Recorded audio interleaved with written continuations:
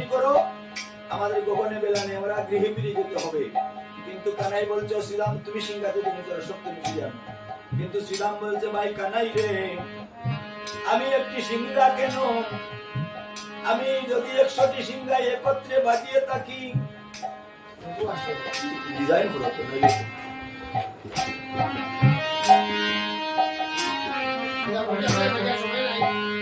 বলছে ও কানাই, আমার সিংহাতে যদি আমি ধ্বনি করি তাহলে সৌদেব কেন একটি দেন ফিরে আসবে না ভাই কানাই রে।